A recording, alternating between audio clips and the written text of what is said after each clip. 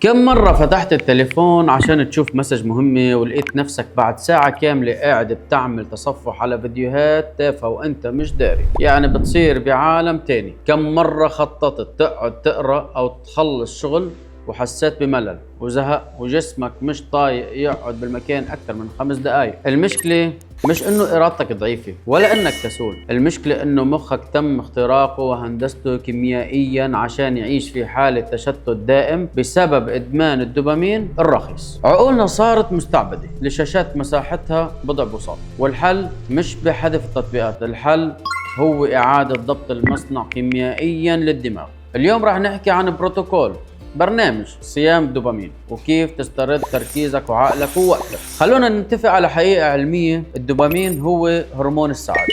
الدوبامين هو ناقل عصبي للمكافأة والترقب. السوشيال ميديا تعطيك إشعارات، لايكات وفيديوهات سريعة ورا بعض.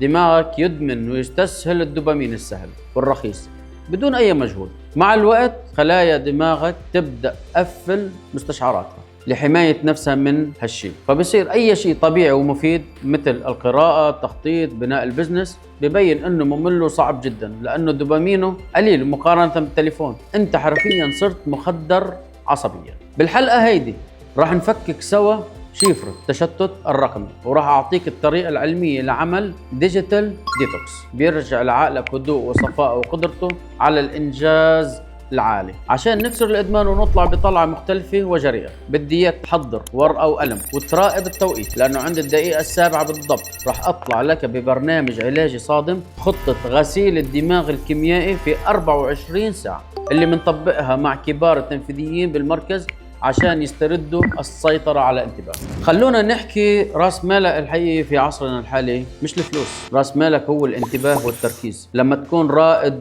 أعمال أو قائد أو مسؤول، قراراتك تحتاج تفكير عميق، ديب وورك، لكن الخوارزميات مصممة بذكاء مرعب لتشتيتك، لأنك تشتتك بيساوي أرباح لهذه المنصات. أبحاث جامعة ستانفورد تؤكد أن التشتت الرقمي المزمن بيقلل من كفاءة القشرة الأمامية للدماغ المسؤول عن اتخاذ القرارات وحل المشكلات المعقدة. المدير المتشتت هو فاقد للسيطرة. إذا ما قدرت تدير انتباهك وتتحكم في تليفونك، فكيف راح تقدر تدير مؤسستك وحياتك وبيتك؟ لما مخك يتعود على المكافأة الفورية تفقد ميزة المكافأة المؤجلة، وهيدي الميزة الأساسية اللي بنت كل الإمبراطوريات والنجاحات العظيمة في التاريخ. خلونا نصلح مفهوم غلط منتشر جدا بالسوشيال ميديا: صيام الدوبامين.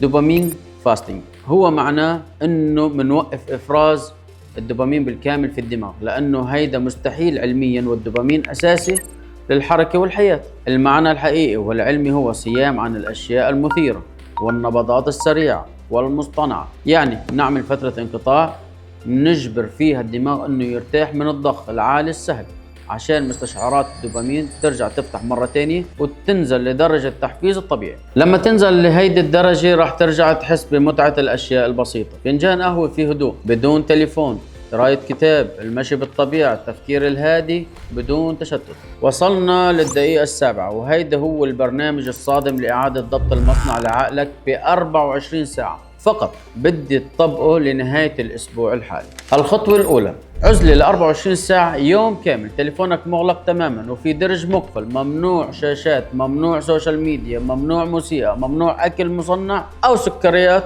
عالية. الخطوة الثانية: العودة للطبيعة. مسموح لك فقط في هال 24 ساعة الكتابة بالورقة والقلم، قراءة كتاب، المشي في الطبيعة أو على البحر بدون سماعات، وتناول أكل طبيعي جدا وبسيط، يعني يكون لين وسهل. الخطوة الثالثة: تنظيف البيئة العصبية. بالمركز بنكمل البرنامج عبر جلسات تأهيلية بتقنيات الطب البديل والحجام.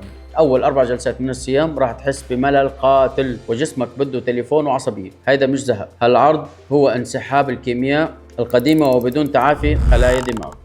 لا تستسلم.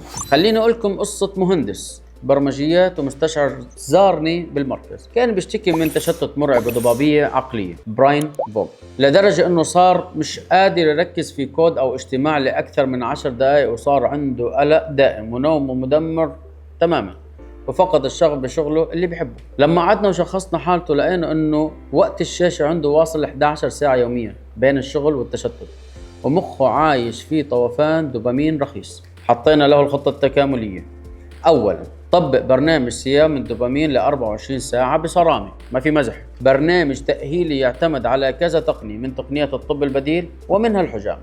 3، وضعنا قاعدة، قانون الساعة الأولى والأخيرة في يومه بدون تكنولوجيا. بعد أسبوعين فقط إجاني وجلس سؤال: دكتور، أنا صرت أخلص شغل 8 ساعات ب3 ساعات، يعني كان ب8 ساعات صار 3 ساعات، بتركيز مرعب، والضبابية اللي في راسي طارت، ونومي صار عميق أحسن من الأول بكثير.